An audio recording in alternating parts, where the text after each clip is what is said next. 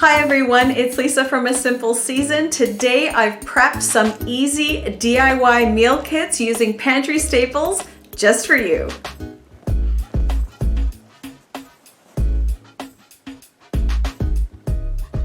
We can all relate, right? We all have busy days where sometimes the time just gets away from us and it's 5 o'clock and the next thing you know, your family is looking at you saying, "Hey, it's 5 o'clock. What should we have for dinner?" meal kits are such a great way just to have everything together in one spot. You're not digging around in cabinets for recipes or ingredients. Everything is all put together, ready to go, and it just makes meal planning go so much easier. So behind me, I've created some DIY kits to make your meals come together really easy and alleviate that 5 p.m. panic. So I'll deconstruct them and I'll show you what's in them. Along with the meal kits that I'm going to show you, it's good to have some basic seasonings in your kitchen that you have on a regular basis. So the ones that I use most often are Italian seasoning, just because it's a really good mix of a few different kinds of flavors. Some garlic powder, pepper, salt, and oil. So even with just these few items, you can really amp up the flavor to a lot of these meal kits. And you can store the spices in with the meal kits as well. You can just maybe recycle little pill bottles or little tiny plastic bags, and you can put it in there as well. I don't do that just because I have these in my kitchen all the time. But if you're the kind of person that maybe runs out of spices and you maybe don't go to the store as often, it may be a good idea to just put the seasonings in with the meal kit as well. This is an autumn bean soup. So in this meal kit, I'm putting in some chicken broth, some chickpeas, some tomatoes that has garlic and olive oil in it, some mixed vegetables, and I've also put in a couple of extra bouillon packets in case I want more broth in the soup. I can just add water to these and it's done. So now I can just put everything in the bag.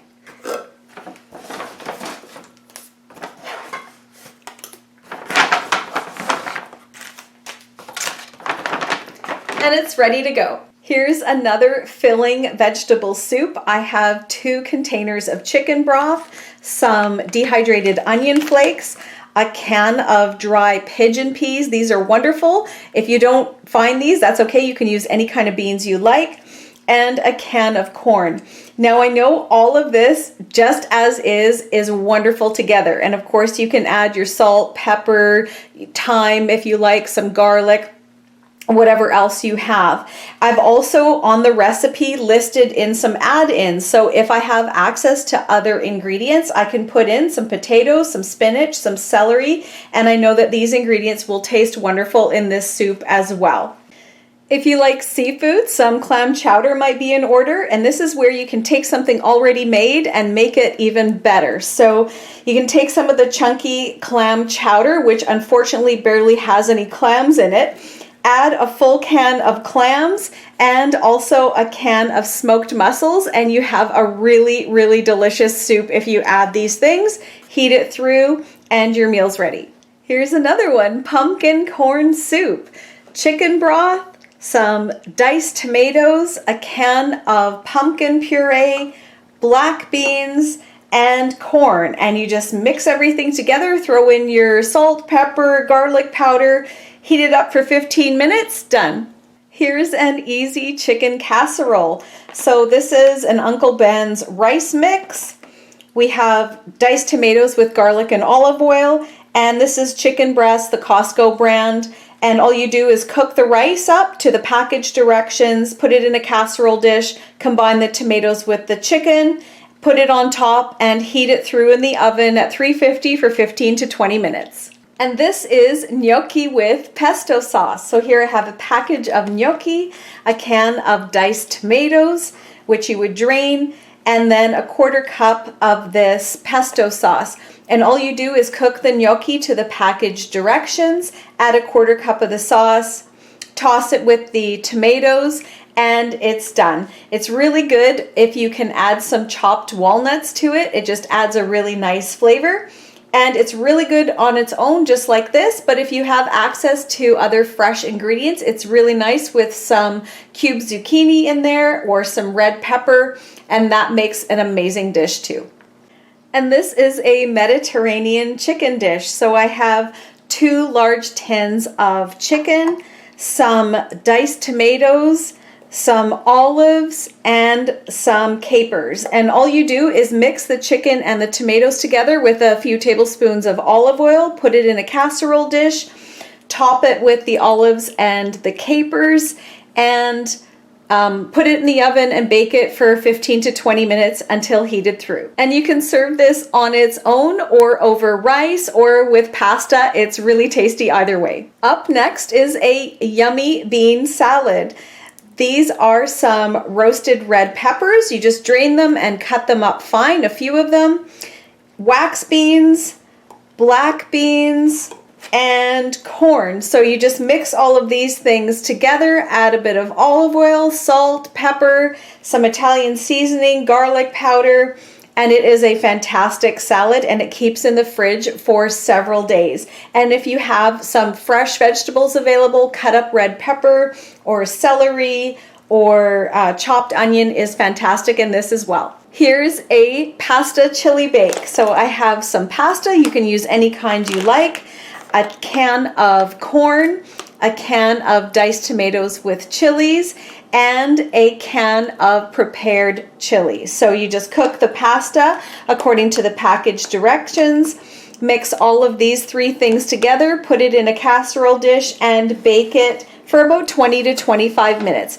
And if you have cheese, if you have that in the fridge available, put that over the top and melt that on the top, and it's amazing. So this is one of my favorite things to do when time is short, particularly in the summer and I'm just having a busy day, is just have a charcuterie board. So here I have some antipasto.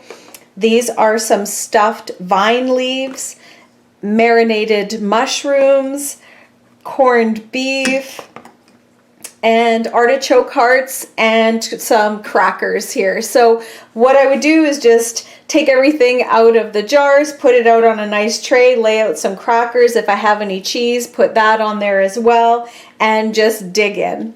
And if you don't want to use paper bags like I've done, you can just use storage bins from the dollar store like this one, or plastic Ziploc bags, and just put everything inside.